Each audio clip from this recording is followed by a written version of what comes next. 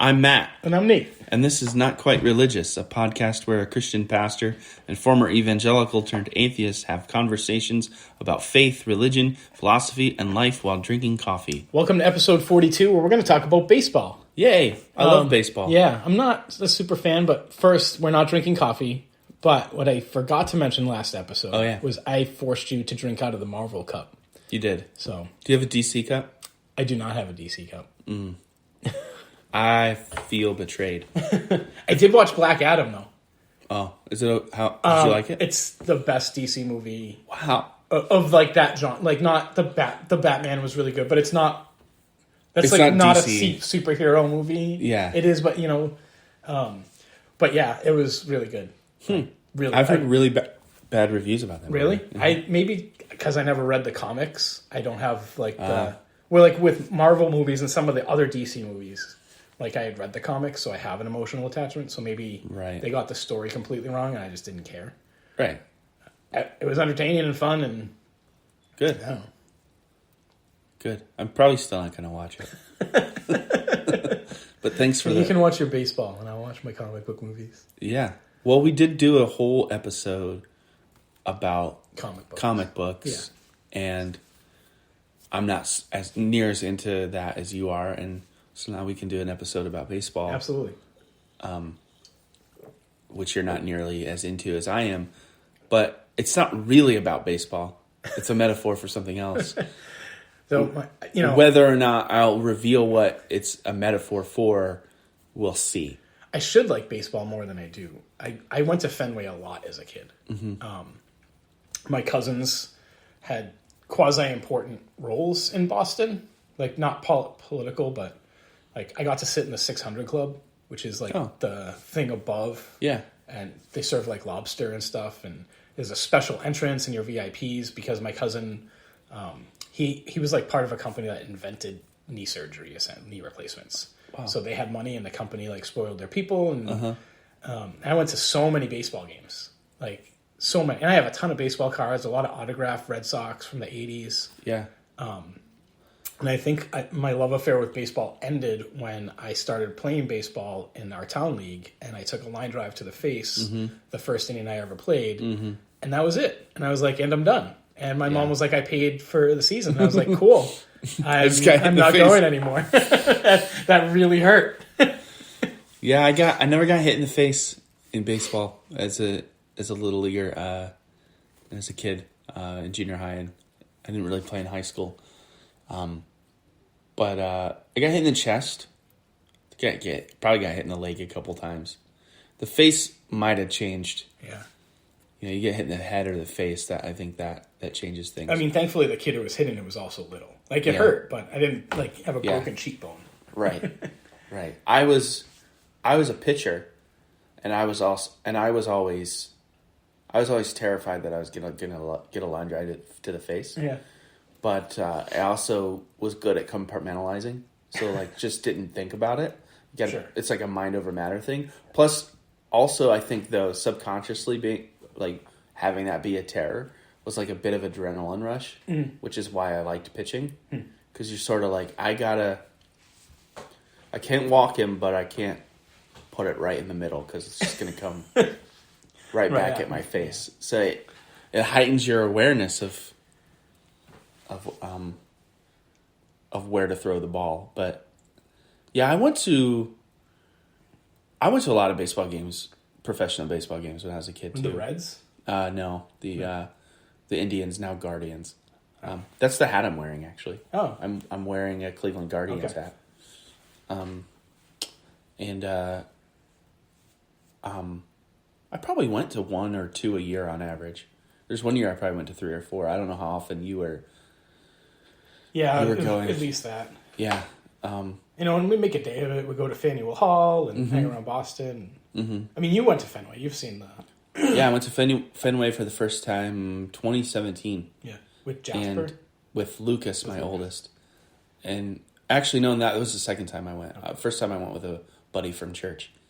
But, it's... I was worried that it was oversold. Yeah. Because by the time 2017 rolled around, everybody was like...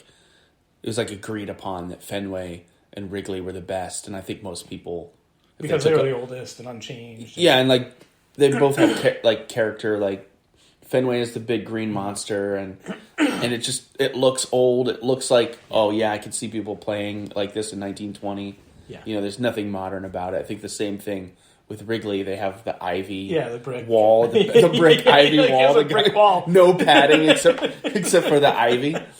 And the ivy doesn't actually grow in until like May or June. So like the first 2 months of the season, it's like rock cold because it's March and April, and they're running into the wall without ivy on it. Anyway, both those stadiums have character to them, and like people debate what's better, the Wrigley or Fenway. But I actually think most people, if they took a poll, I would think like it'd be like 70-30 Fenway. Just from what I hear, but I could look it up. I think had the Cubs had the Red Sox success in the early 2000s, it might have gone the other way, though. Probably right.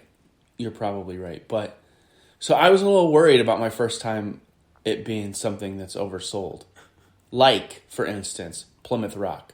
Well, that's not really Plymouth Rock, though.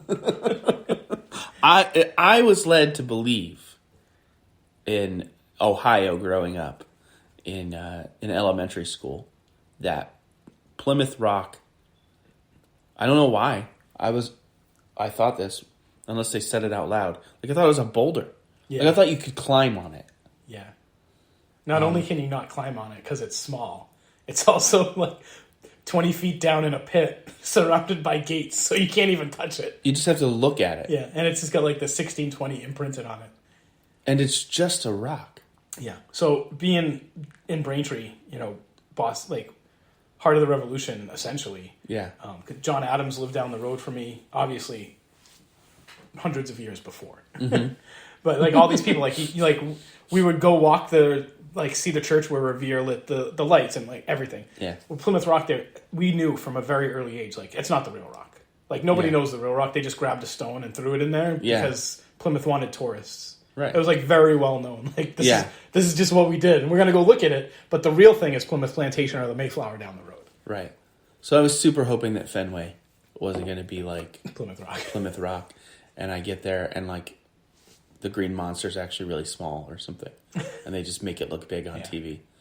Anyway, it met my expectations. It completely met them. I don't know that it exceeded them, but it met them, and I was like, yeah, this is everything I hoped it would be and thought it would be. I think and Boston fans have elevated a little bit as well. Yeah, but it's great. Like if you, in terms of a baseball atmosphere, I mean, you can tell people's ideas of comfort and people's actual size have grown over the years because the seats are really close together. There's not a ton of leg room. Yeah.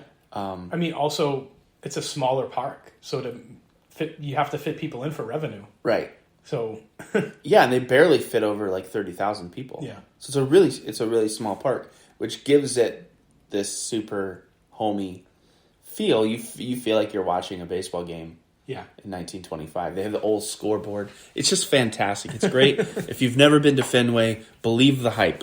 It's the best baseball experience you can have. But I grew up going Go when they play the Yankees. Oh my, I don't know if I want to. If I do, I'm definitely going to be wearing Red Sox gear. Yes. Like I'm a Red Sox fan that day. I'm all in on the Red Sox. If I go on Yankee Day. I did go when they played the Guardians. Okay. At the time were the Indians. And it ended up being the game of the year. They actually voted it as the game of the year. And Red Sox hit a bottom of the ninth. They hit a walk-off home run. Christian Vasquez, he doesn't play for the Red Sox anymore, but blasted it to center field, bottom of the ninth, and there was a sea of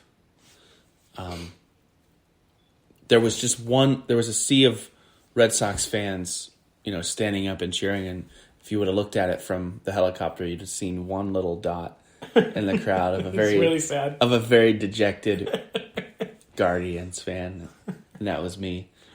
And everyone made sure to let me know that my team lost. Like I wasn't there. Like I didn't see it. They're polite like that. Yeah. So, hey, buddy, did you see, that hit and how your guy just lost? Yeah. Why don't you get back in your car and go to Ohio where you came from? Yep.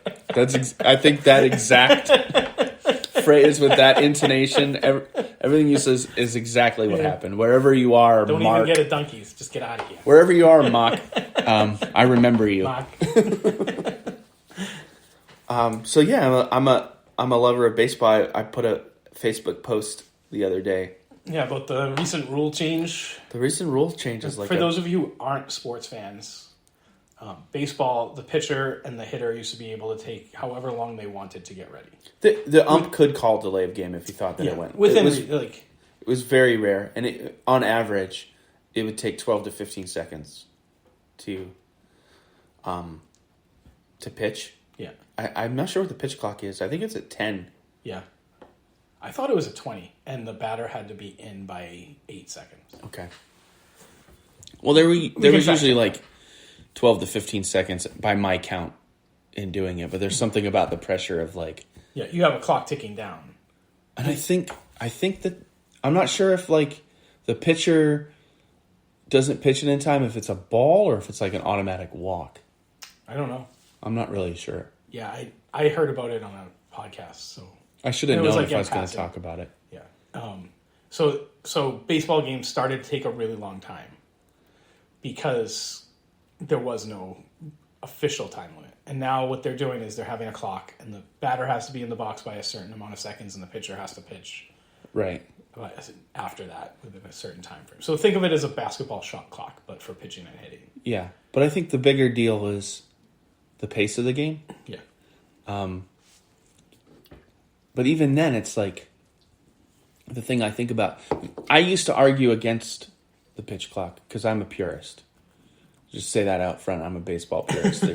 So, like, I used to argue against it. And what I would say is, well, first of all, you either love the game or you don't. And if you don't, then it's going to die. And if more people don't like it, then they don't like it. And it's a thing that dies and it becomes a novelty thing, and that's okay. Yeah.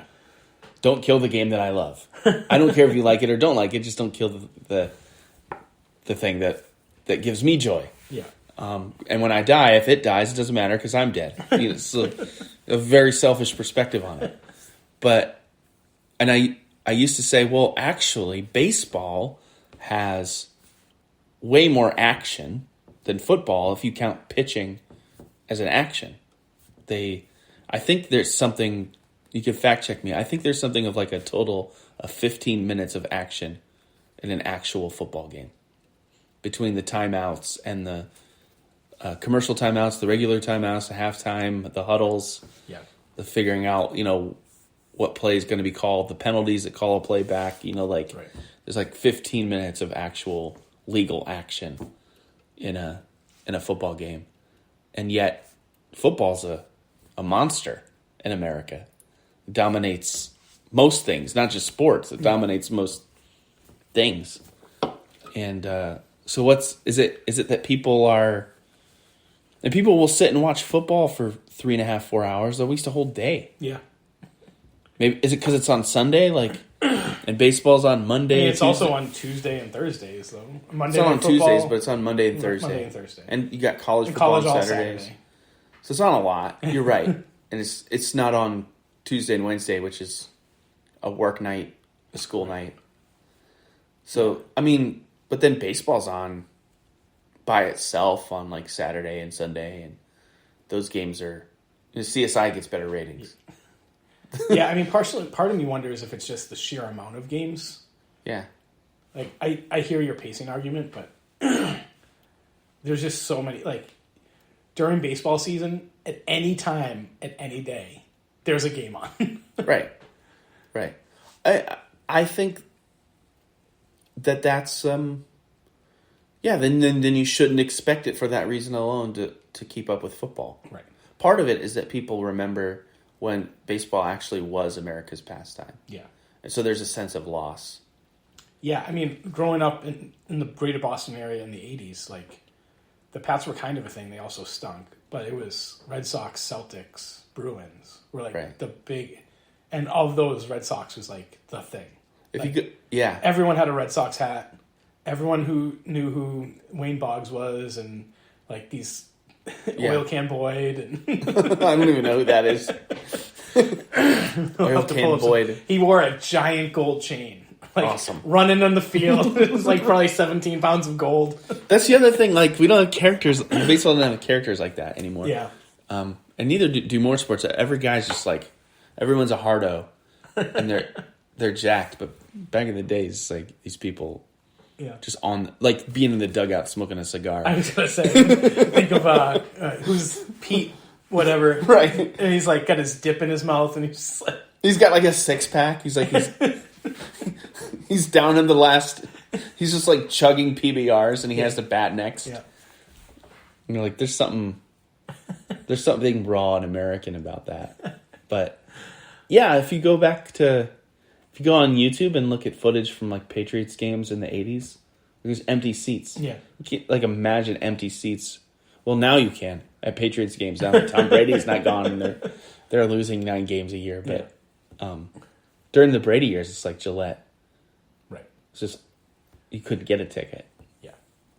So it's funny to go back to like the 70s and 80s and be like, people are like, nah, I'd rather go sit in the hot sun on a middle July day and watch the Red Sox and Wade Boggs and Oil Can Boyd than sit in mild October weather and watch the crappy Patriots. Yeah. But yeah, I people talk a lot about like why baseball isn't as popular as football. But I feel like that's like, I don't know. That's like, it's like indie music complaining that it's not as popular as Taylor Swift. Well, you don't have to stop listening to indie music. Right. You don't have to start listening to Taylor Swift. Yeah. Who cares? You like it. But if all of a sudden, but like when indie rock stars, right? When they start selling lots of records, a lot of indie people will be like, your music sucks. Yeah. Sometimes it does. But other times it's just better marketing and better production. Yeah. Band didn't change. Just better. Right. The right producer heard them. Right. But you just assume that the thing that was small that now is big. But you don't have that element in baseball. I think baseball fans, for the most part, whether they're altruists or whether they're purists, whether they're the new school or the old school, I think either way they want the game to be popular. Like the old school purists aren't hipsters about it. They're not like, no, we don't want this game to be popular. Right. Not like this is not. They're not like dudes who watch rugby, right? Like nobody who watches rugby wants rugby to go mainstream. But like they actually want, because they remember when it was. Yeah. So, they want that. During the wave. Right. They want baseball to come back to prominence, but they don't want it to change. Right. And what I'm prepared to argue is that there are particular changes that will actually make the game more like the one that you love and remember. And so in that way you can have your cake and eat it too. Like it can actually make the game popular. Because you were saying as a casual fan, because I told you there was a spring training game the other day. The final score was 15-12, but it took 2 hours and 47 minutes because of the pitch clock. Yeah. And I said I'd watch that. Right. Where like I don't watch baseball because it's not quite golf, but it's really close. Who watches golf? My uncles. Yeah. They tend to follow us. Like as a kid, at least I remember like being in their home and golf was on Saturday, but they were probably taking a nap on the recliner, but it was still on. And if I went to change the channel, they'd be like, don't change it. And I'm like, but you're sleeping. I'm just resting my eyes. There's something about that Sunday afternoon at the Masters, and you just have golf on in the background. There's something about that that's, I think, comforting to guys that are into golf. I mean, it's also, I mean, my uncle played professionally. One of them. So that affected, like, he would watch it. Right. Because he played it. And he met his wife, who was also a professional golfer, on the professional golf circuit, which is kind of neat. Right. Like, he would look at it and think, how would I approach this? Yeah, and compare it to how it was actually approached. Right. Like, I wrestled in high school, and I played volleyball, and I played club volleyball at UMass, and I really love watching volleyball. And other people are like, what? But I'm like, no, like, and wrestling too. Like, Like, I know the Greco-Roman style. Like, I'm not a huge MMA fan because I don't like seeing, like, guys get bloodied face. But, like, the grappling stuff, I'm like, yeah, like, that's, I don't know, it's just like you have experience. Which is maybe why I don't like baseball, because I got a line drive and I have no experience playing. So I don't, like, I don't know the strategies and the techniques and what actually goes into, I mean, I read Moneyball. Did you read it, and did you watch the movie too? I didn't watch the movie. Movie's really good, but I didn't read the book. Okay. So we're on the I read the book later and, like, late to the game. Based on, like, conversations I heard. I think it's outdated now. And I've heard it's over dramatized too, both in the book and definitely the movie. Yeah. But the movie, everybody expected it. Right. It's like hardly anything in the movies how it actually happened. Right. But even in the book, I heard where they were trying to, Billy Bean's since come out and been like, it wasn't quite like so, you know, they try to make it seem like there was so much contention. Yeah. So you got to build that suspense between the old hats and the new hats, and like that. I think that makes for a better read. Certainly makes for a better watch.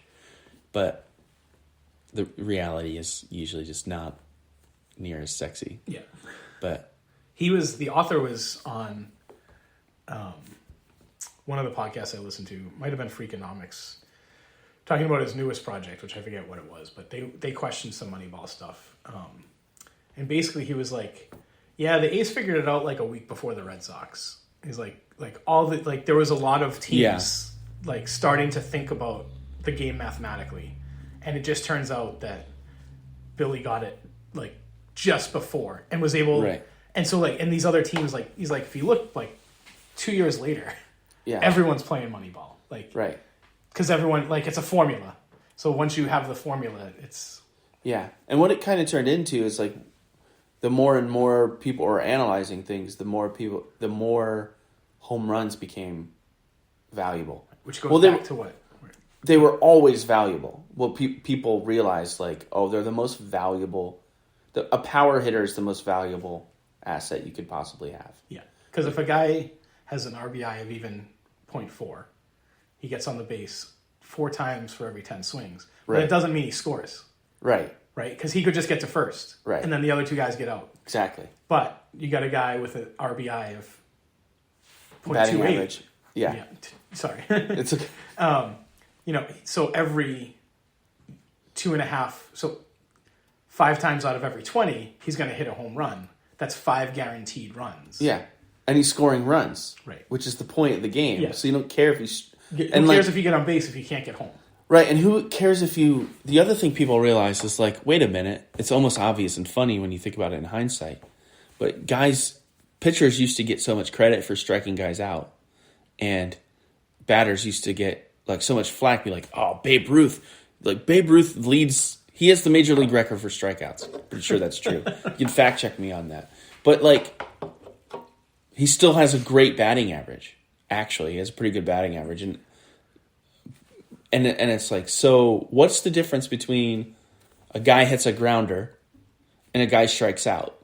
The difference is, like, when a guy hits a grounder, it's like he made contact with the ball. He could have got a hit. He was prevented from getting a hit. If a guy strikes you out, it's like another man just, like, owning you. Yeah. Right? It's like, oh, he got struck out. But that doesn't actually mean, like, in the score sheet, it's not different. So there's an inherent risk if you're a power hitter, right? If you're swinging for the fence every time, you're probably going to miss, like, really miss the ball most of the time. But once it became clear that home runs were that much more valuable than base hits, now everybody's in the weight room. Everyone. Because that's where the money's at. If you're going to get paid in Major League Baseball, you either have to be a pitcher or a power hitter.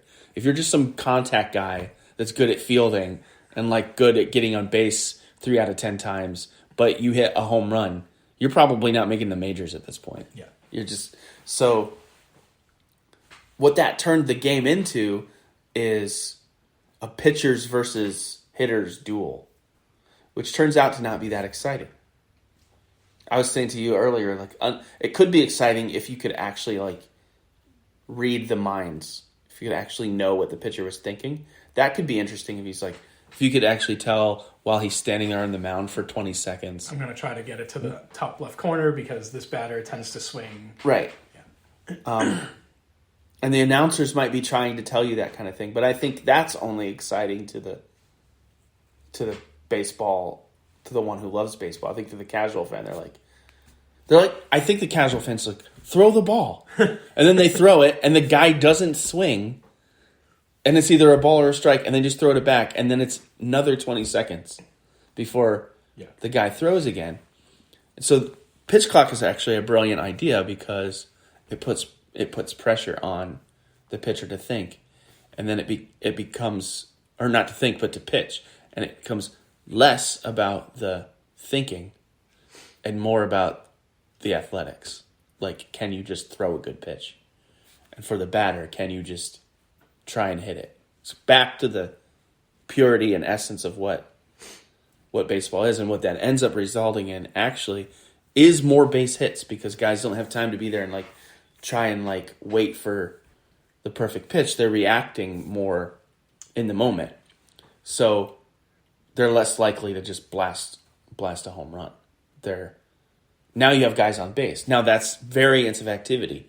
Now it's not just pitch, watch this guy pitch, hit. It's like, well, now you have a guy in first and third. That's what people, I think, used to love about baseball. Yeah. I don't know if the casual fan will love that, but that's not even... I don't know, like double plays were always exciting. Yeah. Right? We're like, you're like, oh crap, he's stealing home and they're going to be able to get it to second base in time. And Right. So like this, like home runs are exciting, partially because you can get a free ball. Right. Like grand slams are way more exciting. Definitely. Right. Like when you're like, oh man, the bases are loaded and like there's. Yeah. Do you know how much more rare though like a triple is than a home run? No. It's like unbelievable. Like, I mean, that makes sense. there's like one triple to every. I mean, I think physics wise it makes sense because if you're hitting it in the park and you have to go 3/4 away around the field, Right.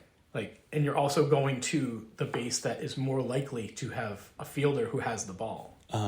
Like it just, Yeah. It's a shorter throw to third from left field, right field. They happen way less Yeah. than home runs, and in some senses, they're more impressive feats. Because you have to run fast. you have to run fast. It's a lot of luck. I don't think a guy can aim that well, and I know those guys are super skilled. But when a guy's throwing it 95 miles an hour, you can't be like, if I hit it to that corner because that right fielder's shaded this way. If I hit it perfectly at this pace, it'll roll just fast enough to where I can get it. Yeah, I wonder if they're thinking that, and their bodies are just so finely tuned from doing it over and over and over that they do have some semblance of control. Well, I don't think that they're trying to get triples, though. Like I said, nowadays they're trying to get home runs or doubles. In certain situations, you'll see guys maybe like bunt a guy over, but not like the conventional wisdom used to be.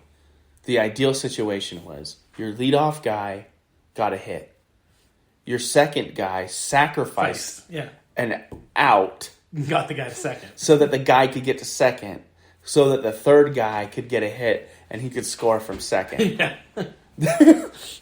So it takes an out and 2 hits to get a run, or no outs and 1 hit. Yeah. In terms of a home run. So it's like, but what I feel like I talked a lot this episode. No, it's good. I mean, I think I talked more when we talked Marvel. Probably. But my point being, like, if you like that game of stealing and bunting and, that's part of the game. It's part of the game. It's a cool part of the game. Yeah. Trying to bat a guy in. Like, less time to think about your approach at the mound is going to lead to both shorter games, faster pace, and more guys on base. Yeah, I mean, thinking about it, if home run's the only goal and you get to first, there's no incentive to steal second. Because you're hoping the guy after you gets a home run and you score either way. Right. But if you make it less likely for home runs to occur at the same rate that they do now, then there is an incentive to get to second. Exactly. You just summarized my whole point. Yeah. Like in Which is why you had a game that's 15-12 instead of 1-0 or 4-0 or 4-1. 4-2, and it took 3 hours and 20 minutes as opposed to 15-12, and it was 2 hours and 47 minutes. Yeah. So it seems to me that what the purists are mad about is that it's not the same. Yeah. And in some sense, it's not even about purism, because I feel like I'm the real purist. Because I'm like, no, I actually want the bunting and the stealing. And I don't know what you want. You want them to take away the pitch clock and just go back to the way it was last year. Right. When nobody watched baseball because they're just 3.5 hours. They're just you're literally watching two guys have a psychological battle. Yeah. But I'd rather watch chess. At least they're I can analyze the move, but I don't really know what the guy on the mound is thinking. It's boring. Yeah. Well, then, probably it brings back some pitches that have fallen out of popularity. Maybe. Like the screwball? Yeah. I have never, that used to be a thing. Like, there was a pitcher who was, a screwball pitcher. Yeah. And, you'd watch this thing, and you're like, what the hell's going on? Yeah, nobody throws a screwball anymore. No, it's all fastballs. There's a lot of breaking balls. Yeah. But, breaking balls, fastballs, some change-ups. But, the breaking balls and the change-ups are, almost the same. Yeah. It's the pitches, it looks like it's going, and then it just drops at the last second. There's still some variants of pitches, but yeah. There's still maybe one guy in the league that does the knuckleball, but I think he retired last year. Okay. Knuckleball pitchers are the best. They only do knuckleballs. Yeah. It's what happens when you still want to be a pitcher, but you can't throw it 95 miles an hour, and you can't throw good curveballs either. So you just grip it with your knuckles, and the ball goes wherever it wants. Yeah, right. You don't even have to really have skill. You just have to know how to do it. Yeah. And have the ability to get it to the plate. And if I was a manager and I had a knuckleballer on my team, I would never start him, or I would only let him go through the batting once, because I wouldn't want people to pick up on it. But I think ideally, what I would do with my knuckleballer is use him on the day that I had my fastballer in. So you got this guy pitching a fastball for 5 innings. He's throwing it. Right. So he's throwing 99 miles an hour. Accustomed to it. And now this guy gets up there and you go from 99 to 62. That's unhittable. There's no if you've been up 2 or 3 times and the muscle memory kicks in. You're like, wait a minute, what is this? It works every time. You should YouTube the ephus. That's another one. Have you ever heard of the ephus pitch? To the audience and to Nate, YouTube the ephus pitch. They're guys that would just randomly throw softball loopers. And not underhand, but the same angle, with nice. but overhand. And the major league guys can never hit that. And it makes me wonder, why don't they just do that every? Well, then they'd be able to start hitting. Exactly. Right. As I was ironically not liking baseball, that before you even posted on Facebook about the rule change, actually, when you posted, I was like, he's talking about the rule change before I even read your post. Yeah. Because I had seen it 4 other places. The ironic thing is all the other sports have changed. Uh-huh. Right? Basketball didn't have a 3-point line to begin. Uh-huh. Then it did. Then it got moved back. Now they have a shot clock. They used to not have a shot clock. Which is crazy to think. You score the first 2 points and then just never pass it again. Back and forth. For 40 minutes. Right? Hockey has made changes. Mm-hmm. Football, like you said, most popular sport. You have to wear helmets now. You can't drive your helmet into someone else's chest. Right. You used to be able to clothesline people. Yeah. And body slam. When people. you watch a football game from like the 30s, and like I know the film is weird then because it wasn't like 26 frames per minute. It's like a different game. It's way closer to rugby than it is to what we would call football. Right. And so and people complained initially on NFL rule changes, and I think universally people think now most of them have made the game better. Sure. Of course they have. So, and I've heard the baseball thing also when they introduced the camera showing you if it was actually a strike or not. Yeah. And they're like, oh, the umpire is the one. I'm like, well, but this is just showing us where the pitch is going on the computer. Like, I find that sort of useful. Yeah, I like that as a viewer. Right. I don't like the idea of... debating it. No, I don't like the idea of having computers be umpires. Like, I think human... You like the mistake aspect? Yeah, I do. I'm one of those. I really do. Like, I think that... because I think that's that solution where if we just had a... And this goes for any sports. I actually have a strong opinion about this. Like, we need to be more okay as a sports culture with referees making mistakes. If perfection is what we're looking for, we're never, ever, ever, ever going to get there. And it amazes me that every time people think like, well, if we just had, automated or whatever, like non-human artificial intelligence refs, it's like you can't even. It's my argument is Ian Malcolm's in Jurassic Park. It's chaos theory. See, I don't. It's like you're just going to introduce new flaws. Yeah, but I mean, number one, the vast majority of complaints on my feed that are sports related have to do with refs making lousy calls. And there is the corruption aspect, like right. Good point. Which I think is like people especially think happens in the NBA. Right, because that one guy came out and said that it did. Yeah.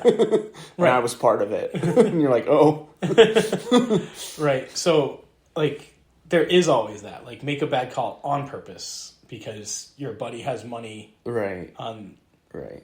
I think there's probably less of that in baseball because the umpire doesn't have the ability to, like, stop a home run.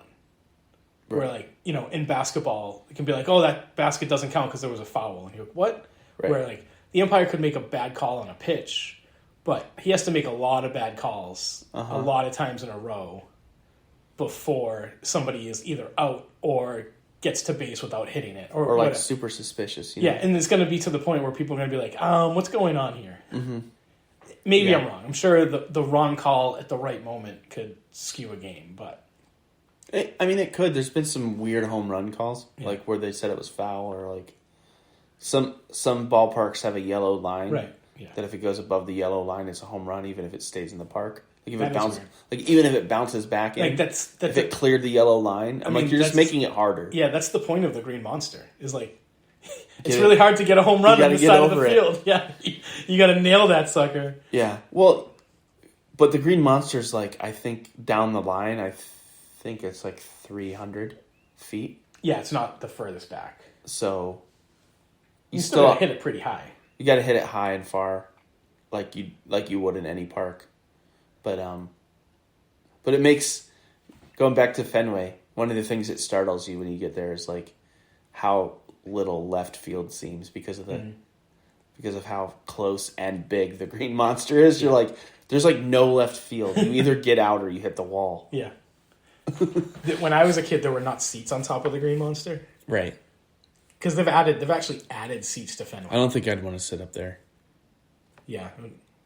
But it's just funny to think, like, because you were talking about how small the seats are and how close. They've added seats. And it's not like they took out all the other seats and made them closer. They found creative ways to, like, add in an extra row. They're like, get rid of the emergency exit. Put some chairs there. I didn't know until I went to Fenway that side of the elevation of the left field is actually, it's a higher elevation. Huh. So that the drop from those seats that you're talking about to the street. to the street is really not that far. It's like Yeah. 15, 20 feet or something. Yeah, from the outside of the park, you can't tell. Yeah. Like, if you'd never been to the park and you don't know the layout, you wouldn't be able to tell where the green monster was. Right. So except for, like, the Sitco sign. That's how you know. But, like, it's actually, if you're looking at Fenway from that angle, it's basically below sea level. Right. It's kind of underground. But on the other side, it doesn't quite work like that. So, I always thought I wouldn't want to sit on the top of Fenway because I just want to jump off. Don't jump, man. I'm surprised somebody hasn't done that yet. Surprised you haven't seen somebody. Those kinds of things don't happen at sporting events. Have you ever been to a sporting event where there was a streaker? I have not. Yeah, me either. There were streakers on my college campus. They just weren't related to sports. It was like I was in the campus center, and 4 dudes in combat boots and nothing else turn the corner, open the doors, and run through the interior of the campus center. It had to be like a fraternity or a sports hazing thing. But Right. And then UMass also had a naked bike ride that stopped, but it was like a thing when I was a student. I didn't participate in it. But it was like a tradition in Northeast, which is a residential area, that everyone would get on their bikes nude and bike through them. And That sounds horrible. yeah, I mean, on so many levels. yeah. Well, we talked about that last episode. It's just Streaking? no, not nude biking or streaking, but the reorigin. Yeah. We're on a roll here. The youth group people having sex in the Mullen Center. I guess I saw a lot of sexual stuff at UMass. Well, kids in their early 40,000 20s, person university. You're gonna away from home. Yeah, put a bunch youth of groups away from home. Put a bunch of young people in a relatively small area. Weird stuff happens. It's true. Add some booze to it. You expect nothing less. Yeah. I'm not shocked. I'm slightly horrified. We've convinced some but not homeschooling shocked. parents not to send their kids to UMass now. Sorry, UMass. Yeah, so like, I think that, not that I expect them to, but I think that the purists who really love their game should be all about this pitch clock. Yeah. And how much time do we have, Nate? Like 10 minutes. You sold me on it. It wouldn't be easy to. It would be easy to sell you because not only you're a casual fan, you're also kind of a. Let's look for new and innovative and more efficient. But if I'm not watching and now you're getting me to watch, you've gained a fan, right? Potentially. Nice. I'm not saying I'm going to. I don't have cable, but I'm all for gaining new fans, and I think that there's been last couple of years because of social media. There's been some upstart, like YouTube channels, yada yada yada, pushing this kind of stuff. The one that comes immediately to mind is John Boy, so I'll push them. JOMBOY. I am a baseball evangelist. Yeah. It doesn't get much play on my social media sites when I talk about baseball, which I think is just evidence of people's lack of interest. Lack of interest and my general lack of influence in our world, but I do push it. So I'd be glad to see more fans, and also I bear that with, like,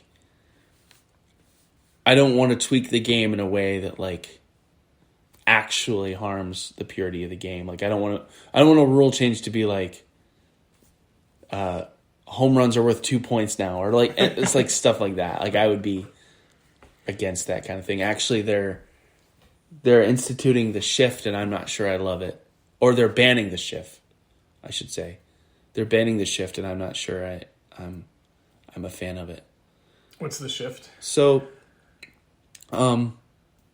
it's about fielding and where you can be on the field, and the rules prior to. I don't know when they're instituting the ban. I don't know if it's this season or next. Could even be the season after. I don't know, but eventually they're going to ban shifting. But the rules as they are as of 2022 were anybody can be anywhere on the field. You have to have a pitcher and a catcher. That makes sense. But everybody else can just be anywhere. So if you wanted to stack everybody on first base, you could. Or just, it'd be stupid. I feel like that makes sense, though. But you could. So what guys were doing with analytics was they were able to very quickly compile stats on what guys' tendencies were and where they could where they could hit the ball. 80% of the time it's going here. Like they never hit it down the third baseline, so why even have a guy there? Yeah. So and the guys who are trying to make the game better, I call the altruists.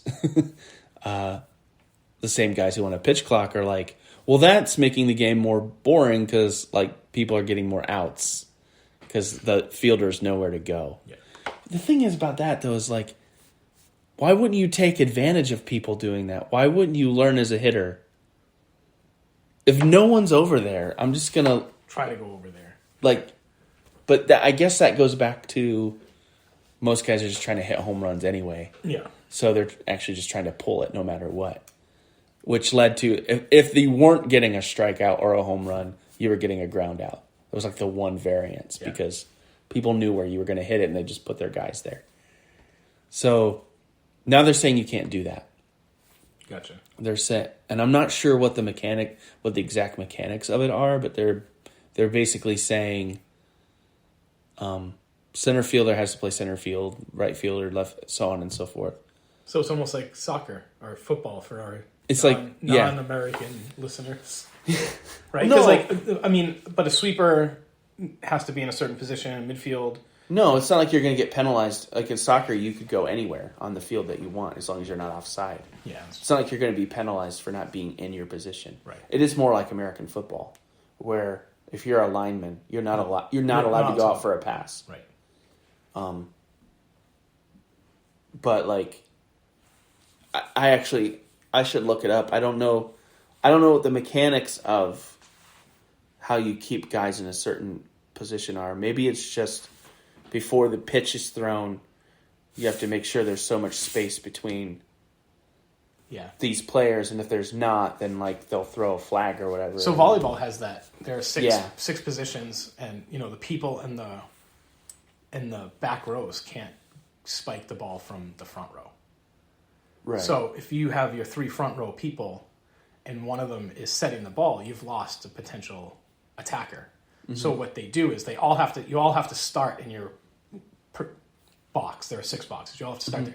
But after the ball is in play, you can go to any box you want. Mm-hmm. So what happens is someone serves and the back setter runs to the front and goes to where the setting position is, so that the front setter can now be a spiker. Mm-hmm. Yeah. So like, if that's how the baseball rule goes, that makes sense to me. So, until the pitch, everyone has to stay in their box. And once that pitch is thrown, run to wherever you can get to. Yeah. I think that's Major League Baseball, that's my suggestion. Be more like volleyball. I think they're doing something. I think it's something like that. I mean, once the ball's in play, right, then you can go anywhere. Yeah. But what they just don't want, like this guy always hits it to second base. What they don't want is people taunting Mikey, who can't hit it very far. So everyone yells, "Come on in, it's Mikey!" I don't think they're worried about that on the major league level. You know what I'm saying, right? I'm sure that happened when you played Little League. Billy can't hit it very far. Everyone, come on in. I'm so glad that I wasn't that kid, and I always felt so bad for that kid. There was this one little kid. Maybe I'll end on this little anecdote. There was this one little kid, I think it was like his first year playing, it was T-ball actually. And we did the hidden ball trick on him. I think I was 8 and he was 6. And I never felt so filthy in my entire life. The hidden ball trick is, for those of you who don't know, you act you say you're on first base or whatever, or second base. In this case, it was second. You're on second base. The guy running arrives safely. You tag him, but he was safe. You're the second baseman. You tag him, but he was safe. And then you throw it back to the pitcher. Pretend to throw it back. But in the hidden ball trick, you pretend to throw it back to the pitcher, and then the kid begins to lead off, and then just tag him. And he stays out. It's really cheap. Even at the professional level. I was going to say, there's been a few are like watching, highlights from the professional level that you're like, yeah, it's in the rules, and the guys should be always paying attention to who has the ball. But if like you're using it as a way to get out, it's like get somebody out. It's just not. It's not right. But anyway, we didn't actually. Now that I think about it, we didn't even do the hidden ball trick because the kid was like 5 or 6 years old. We were just like, hey, you made it to second safe. We just get off the base. We lied to him about the rules of baseball. It wasn't even the hidden ball trick. We just straight up lied to a 5-year-old. We were like, you're fine. You can step off now. No, we actually told him, oh, you made it to second base. Now you have to go to third. You can't just stay here. It's against the rules. And so he just started running to third, and then we tagged him out. And our coach made us give up our ice cream at the end of the game. That's fair. For like the other teams. I appreciate that coach. The coach is like, you don't get an ice cream code. Yeah. He gets an extra one. That's fair. They're like, you get an out, he gets an ice cream code. And his parents hate you. I mean, that's teaching sportsmanship, right? No, you can't lie. You don't get rewarded for screwing with the 6-year-old. But that's my baseball anecdote from childhood. Well, and I think we should end it on, so all of this is a metaphor for you, which you alluded to in the very beginning. Okay. Well, it's not all a metaphor because you're a baseball enthusiast and it's mixed. Really do like the. I actually do like baseball and I actually do like the rule change, and I actually am a purist. But I also think of myself as a church purist, and I think of, which probably sounds really like strange to like some of our listeners who've heard me bash the established church, at least the established evangelical church. Mm-hmm. But I think like the established evangelical church is the actual bastard, and that there's a pure idea of church.